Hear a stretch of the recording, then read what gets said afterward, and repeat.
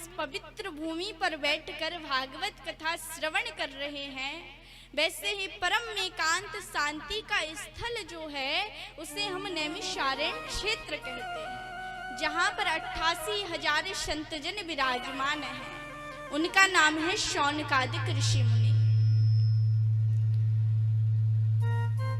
बड़े बड़े ऋषि मुनि हैं जिनकी बड़ी लंबी उम्र है।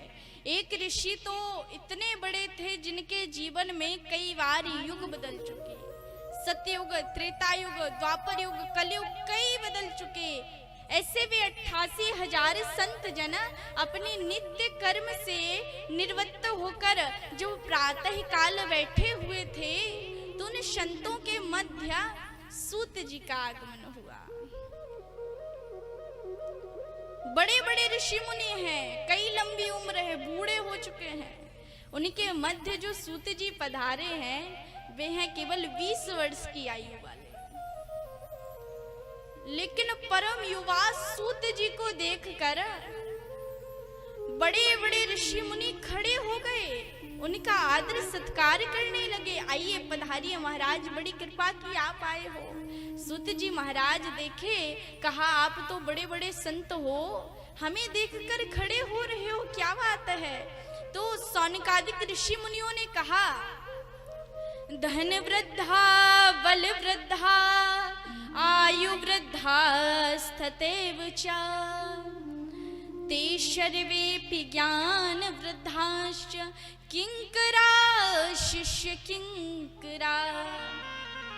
कोई धन में बड़ा होता है, किसी के पास बहुत धन होता है, कोई बल में बड़ा होता है, कोई आयु में बड़ा होता है, लेकिन जो ज्ञान में बड़े होते हैं ना, वो तो सबसे बड़े होते हैं। इसलिए सूत जी महाराज, आप देखने में छोटे लगते हो, लेकिन अज्ञान रूपी अंधकार जो मानव के हृदय में बैठा हुआ है, उसे दूर करने में आप करोड़ों सूर्यों के समान हैं। आप हमें कोई ऐसी कथा सुनाइए जिससे संसार के लोगों के कष्ट की निवृत्ति हो जाए। देखिए, कोई संत आपको मिले, बैठा हो, आप यही कहते हो, महाराज बड़ी टेंशन है, कोई ऐसा उपाय बता दो कि हमारे जीवन में जो दुख हो वह कभी आए ना वापस।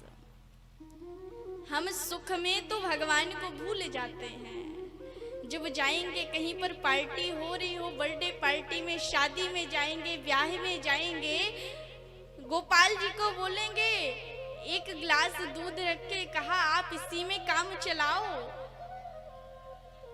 हम डोसा चाउमीन खाने जा रहे हैं शादी में, विवाह में। तो लड्डू गोपाल जी ऐसे में प्रसन्न हो जाएंगे क्या? नहीं, संतों के पास जाकर कभी व्यर्थ के प्रश्न मत पूछो।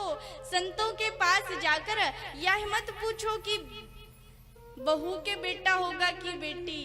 संतों के पास जाकर यह मत प्रश्न पूछो कि दुकान कैसे चलेगी, घर में बड़ी विपदा है, कैसे शांत होगी। संतों के पास में जाकर तो केवल एक ही प्रश्न पूछो कि कन्हैया मिलेगा कि नहीं, गोविंद की प्राप्ति होगी कि नहीं, अंत समय में मुख में राम नाम आएगा कि नहीं। यही प्रश्न शौनकादिक ऋषियों ने सूत जी से पूछा, तो सूत जी महाराज बड़े गदगद हो गए। संतों के पास में जाकर बोलो, हमें राम जी के दर्शन करा दो, हमें राम जी से मिलवा दो। तो संत बड़े प्रसन्न हो जाते हैं, बड़े गदगद हो जाते हैं। सूत जी महाराज बड़े गदगद हुए, कहा कि तुमने पूछा है तो बताना पड़ेगा। हम लोग जन्म लेते हैं, बड़े होते हैं, लंबे होते हैं, युवा होते हैं, वृद्ध होते हैं और मर जाते हैं। जीवन के पहलुओं को किसी ने समझने का प्रयास नहीं किया। लोग जीवन को ऐसे ही बर्बाद कर देते हैं। कितने लोग ऐसे हैं जिन्हें मैं जानती हूँ, रास्ते में जाएंगे तो ताश पत्ते खेलते मिलेंगे, उसमें 10 घंटे कब व्यतीत हो गए पता नहीं चलता।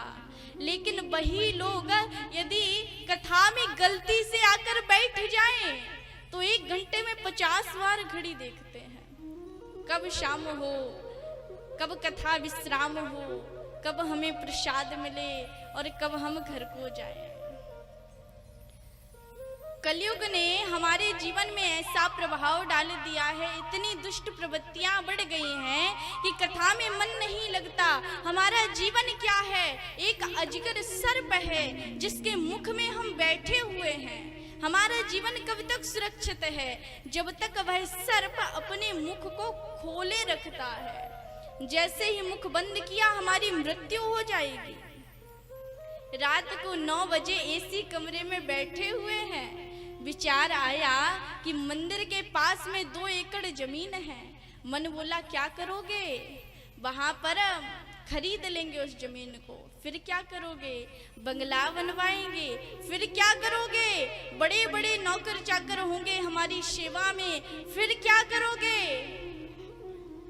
फिर दिल्ली में खाना खाएंगे, कलकत्ता में डिनर होगा, फिर एरोप्लेन से घूमेंगे, बड़े बड़े लोग हमसे मिलने के लिए आएंगे। फिर क्या करोगे? उनसे मिलेंगे, हमारा नाम हो जाएगा, धनवानों की लिस्ट में हमारा नाम लिख जाएगा। 9 बजे यही सोचे थे, 10 बजे हार्ट फेल हो गया, मर गए। जो मन है वह कभी नहीं कश्चित क्षणमपि जातु तिष्ठत्य कर्म कृत कार्यते हिरहवशः कर्म गुणैः स्वाभाविकैर्बलात्। ये मानव की सबसे बड़ी भ्रांति है। वो चिंता ज्यादा करता है, चिंतन नहीं करता। जीवन में चिंता को मिटाओ और चिंतन को बढ़ाओ, यही मुक्ति का साधन है। लेकिन जीवन में चिंता कैसे मिटे और चिंतन कैसे बढ़े, यह सिखाता है हमें श्रीमद् भागवत। हम लोग बड़े भाग्यशाली हैं जो इतनी आसानी से कथा प्राप्त हो गई है। जब सुखदेव जी महाराज राजा परीक्षित को कथा श्रवण करा रहे थे तो स्वर्ग लोक से देवता आए अमृत कलश लेकर। इंद्रदेव सुखदेव जी से कहा कि जो अमृत कथा आप राजा परीक्षित को पान करा रहे हैं वह कथा आप हमें दे दीजिए, हम उसके बदले आपको स्वर्ग का अमृत दे देंगे। बहुत विनय की। एवं विनिमय जाते सुधा राज्ञा प्रपीयताम प्रपाश्यामो वयं सर्वे श्रीमद्भागवत कथामृतम।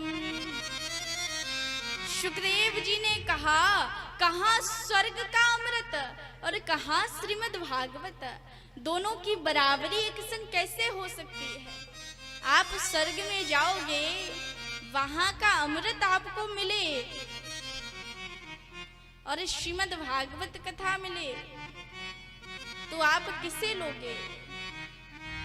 परीक्षित जी ने पूछा कि स्वर्ग के अमृत से क्या होता है? सुखदेव जी ने कहा जब स्वर्ग का अमृत पान कर लेते हैं तो स्वर्ग में हम बड़े सुख भोगते हैं, बड़ा सुख मिलता है हमें स्वर्ग में। लेकिन फिर से जब पुण्य समाप्त हो जाते हैं तो इस पृथ्वी पर वापस आ जाना पड़ता है। और अगर जिसने श्रीमद् भागवत का पान कर लिया उसका तो आवागमन का कुचक्र हमेशा के लिए मिट जाता है। बार बार जन्म नहीं लेना पड़ता इस संसार में। परीक्षित जी ने कहा नहीं, हम तो श्रीमद् भागवत कथा का ही पान करेंगे। सुखदेव जी ने देवताओं को अभक्त समझा, भागवत का दान उन्हें नहीं दिया। देवताओं ने ब्रह्मा जी से कंप्लेन की, शिकायत की। ब्रह्मा जी ने एक पलड़ा लिया, एक पलड़े पर तराजू लिया, एक पलड़े पर श्रीमद् भागवत को विराजमान किया, दूसरे पलड़े पर दुनिया के समस्त ग्रंथों को विराजमान किया। लेकिन भागवत का पलड़ा नीचे हो गया। जिसमें वजन ज्यादा होगा वही तो नीचे की ओर झुकेगा। मक्खी देखी है? मक्खी जब मिठाइयों पर बैठती है, दुकानों में लड्डू पर बैठती है, पेड़ा पर बैठती है, मिठाइयों पर बैठती है, रसगुल्ले पर बैठती है, तो उसकी कोई कीमत नहीं होती। कोई कीमत होती है? कोई कीमत नहीं होती। लेकिन जब वही मक्खी सोना तुल रहा हो और बैठ जाए उसके ऊपर, तराजू के ऊपर,